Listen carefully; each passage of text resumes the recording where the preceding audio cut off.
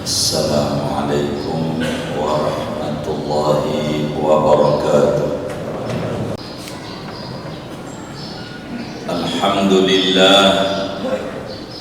Alhamdulillah nahmaduhu wa nasta'inuhu wa nastaghfiruh wa na'udzu billahi min syururi anfusina wa min sayyiati a'malina. Man yahdihillahu fala mudilla lahu wa man yudlil fala hadiya lahu.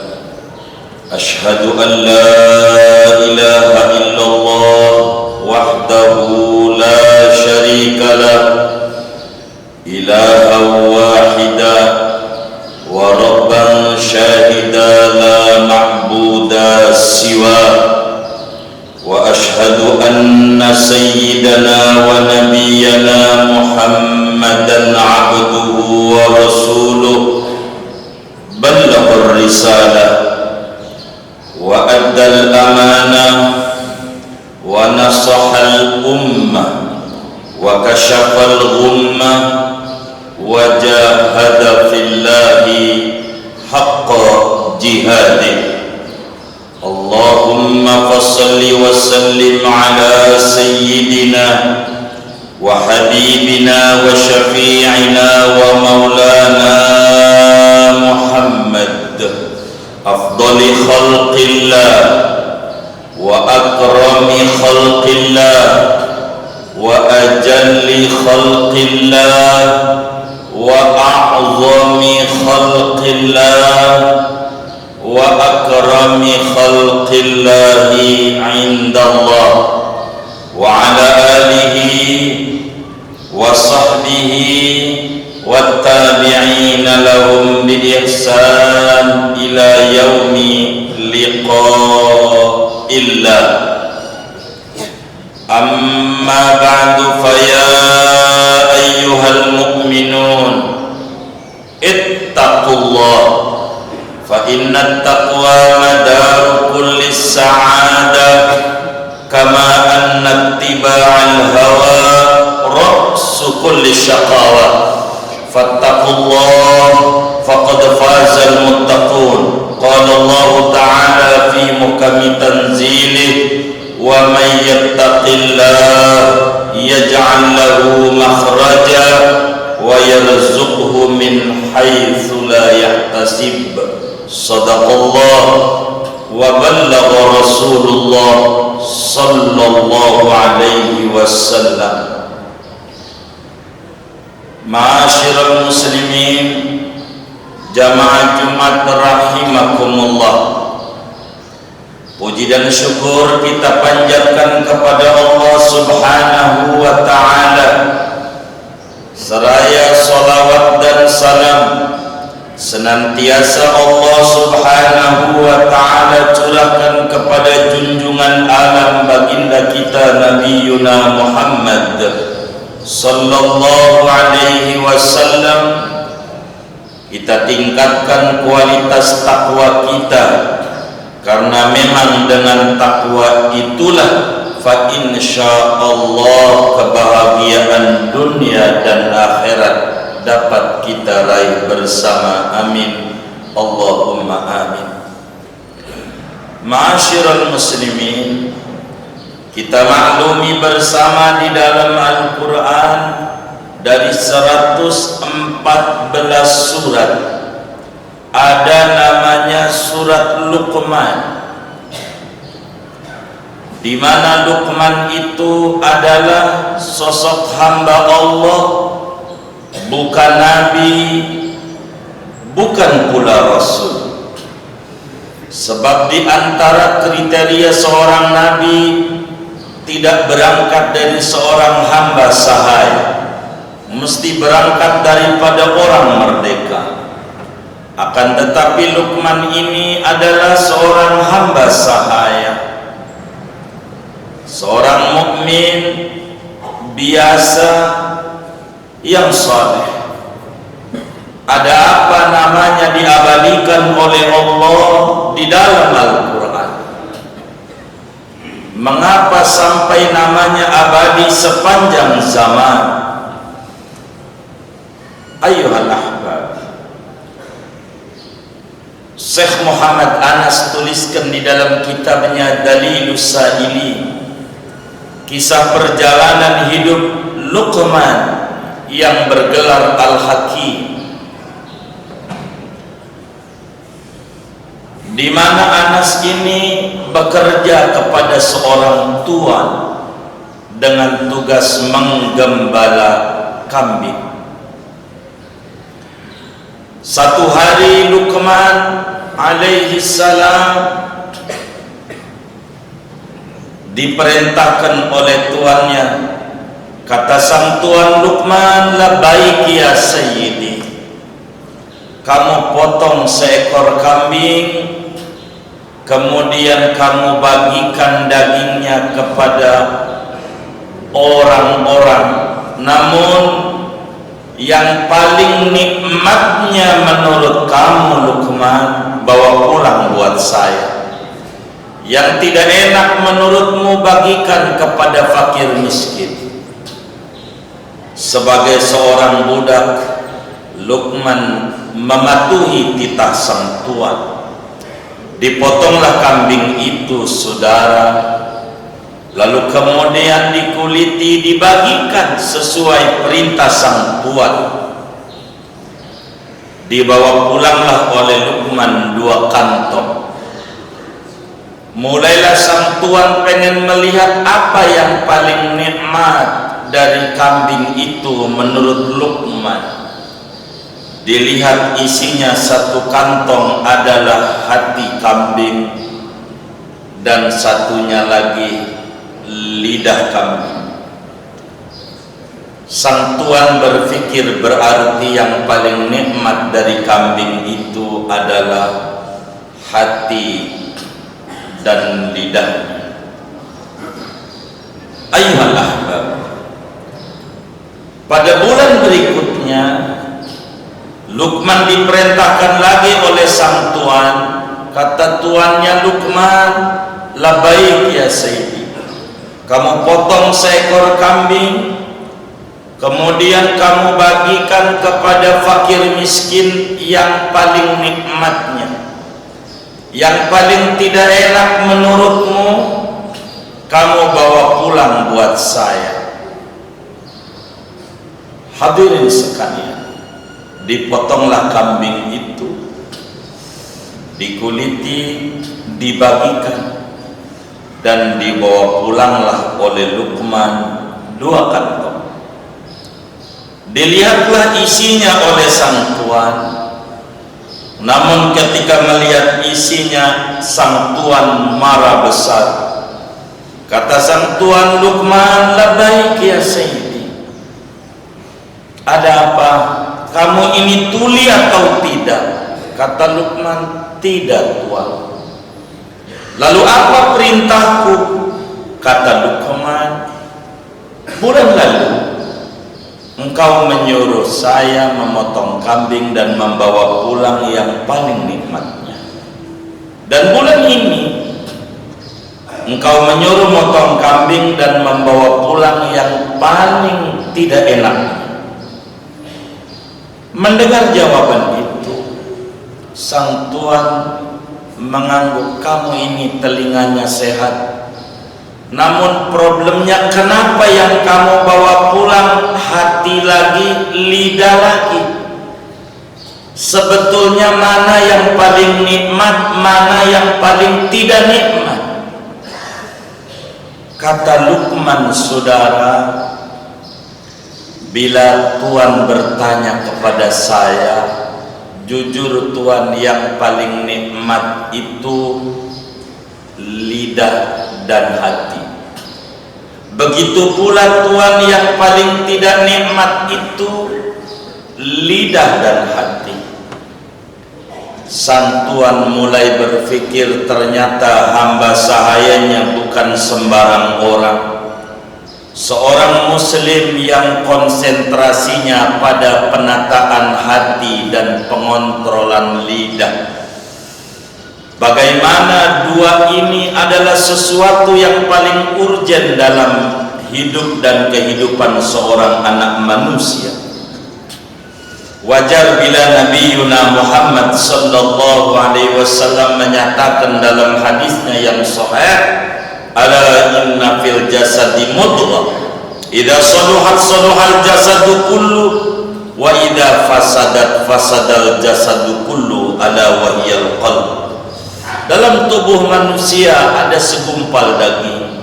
Bila dia baik, yang lain dipandang baik. Bila dia rusak, yang lain pun juga akan menjadi rusak pula. Itulah qalb. Luqman dalam kesehariannya berupaya bagaimana menata punya hati, mengontrol punya lidah. Sebab saudara, hubungan lidah dan hati tak ubahnya seperti hubungan antara teko dan mulut teko. Bila di dalam teko itu isinya susu, maka pastikan waktu dituang akan keluar dari mulut teko itu susu. Bila dalam teko itu isinya kopi, maka saat dituang akan keluar dari mulut teko kopi. Tidak ada ceritanya, ada teko di dalamnya susu, waktu dituang keluarnya kopi. Meski dalam bahasa keseharian akan muncul ungkapan, meski mulut saya judes, hati saya baik. Ini adalah ungkapan bohong dan keliru. Sebab hati dan lidah tak ubahnya seperti teko dan mulut teko. Bila di dalam hatinya isinya ujaran kebencian, maka akan keluar daripada mulutnya pun juga ujaran kebencian. Bila di dalam hatinya penuh dengan cinta kasih, maka akan keluar daripada lidahnya sesuatu yang menimbulkan kedamaian, cinta kasih. Sebab tidak mungkin orang dikata baik hatinya bila keluar daripada mulutnya sesuatu yang kotor. Karena itu bila ketemu di dalam kehidupan kita, bergaul, bermasyarakat dalam berbagai kehidupan, ada orang selalu menuliskan dalam medsos atau hal lainnya, bergaul kesehariannya, bertutur yang buruk-buruk, berkata yang kotor, maka itu satu pertanda memang di dalam teko itu isinya sesuatu yang kotor. Bila orang keluar daripada mulutnya sesuatu yang bagus, menulis dalam media sosial sesuatu yang bagus, bukan provokatif dan segalanya, maka memang itu di dalamnya sesuatu yang bagus. Maka pentinglah di dalam hidup ini bagaimana kita menata kita punya hati, mengontrol kita punya lidah. Dua hal ini saudara, hal yang paling penting. Karenanya bila dalam dunia berbagi, kalau ada orang berbagi nasi kotak karena yang dipunyai adalah nasi kotak. Bila ada orang berbagi pakaian, maka karena memang yang dia punya pakaian. Bila orang berbagi uang, karena memang yang dia punya adalah uang. Setiap orang berbagi, pastikan yang dibagikan itu adalah yang dia miliki. Bila ada orang mulutnya kotor, keluar daripada lidahnya fitnah, kata-kata provokatif, omongan yang tidak senonoh, maka pahamilah karena yang ada dia miliki adalah itu, sehingga tidak bisa dibagi sesuatu yang bagus, tidak bisa dibagi sesuatu yang menarik, karena memang yang dia punyai sesuatu yang kotor. Wajar bila kemudian pemimpin bangsa ini membuat sebuah lagu kebangsaan dengan bahasa yang sangat tinggi, bangunlah jiwanya, baru kemudian bangunlah badannya. Karena memang dari dasar inilah segalanya akan menjadi baik. Bangsa yang bermoral adalah bangsa yang lebih mengedepankan titik beratnya pada pembangunan jiwa, mental, spiritual, karena dari sanalah berangkat perilaku-perilaku mulia yang ada. Karena itu wajar bila kemudian Nabi kita Muhammad sallallahu alaihi wasallam diutus di tengah-tengah kita dalam rangka menyempurnakan akhlakul karimah. Dan akhlak itu, saudara, duduknya di dalam hati, pancarannya pada anggota tubuh. Karena itu konsenlah kita di dalam penataan hati, pembenahan jiwa, serta pengontrolan lidah. Betapa lidah yang tak bertulang sekuritinya dua. Ada sekuriti dalam namanya gigi, ada sekuriti luar namanya bibir. Padahal telinga tidak ada sekuriti, mata juga enggak ada, kaki, tangan. Betapa lidah penyambung apa yang ada di dalam hati. Benahilah hati kita, karena memang yauma la yanfa'u malun wala banun illa man atallah biqalbin salim. Dari qalbun salim akan muncul lidah yang salim, dari lidah yang salim akan muncul perilaku masyarakat yang salim, dari sini akan muncul perilaku berbangsa dan bernegara yang baik dan berakhlakul karimah. Wajar bila Sayyidina Luqman Al-Hakim orang biasa, namun namanya abadi di dalam Al-Quran karena konsentrasinya pada pembenahan hati dan pengontrolan lidah. Mudah-mudahan Allah Subhanahu wa Ta'ala yang Maha Rahman, Maha Rahim, yang Maha Pengasih, Penyayang, memberikan taufik dan hidayah pelan-pelan dalam hidup. Dari umur yang tersisa kita belajar merenungi untuk apa Tuhan hadirkan kita di jagat raya ini, sehingga kita betul-betul hidup kita penuh makna di dunia dan penuh arti di akhirat, dengan konsentrasi penataan qalbu dan juga pengontrolan lidah, sehingga Allah tutup akhir hayat kita dengan keadaan yang terindah, husnul khatimah, husnul khatimah dan husnul khatimah. Amin ya rabbal alamin. A'udzu billahi minasyaitonir rajim. Bismillahirrahmanirrahim.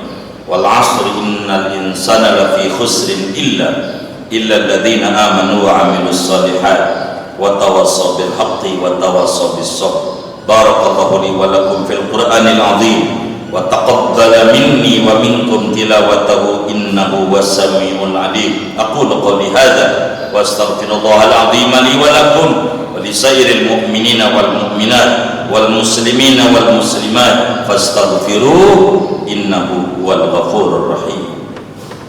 Allahumma salli ala sayyidina Muhammad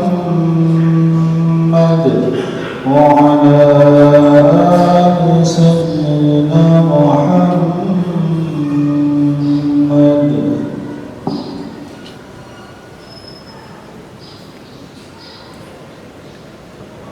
Alhamdulillahil azizil ghaffar, al-wahidil qahhar, muqallibil qulubi wal absar.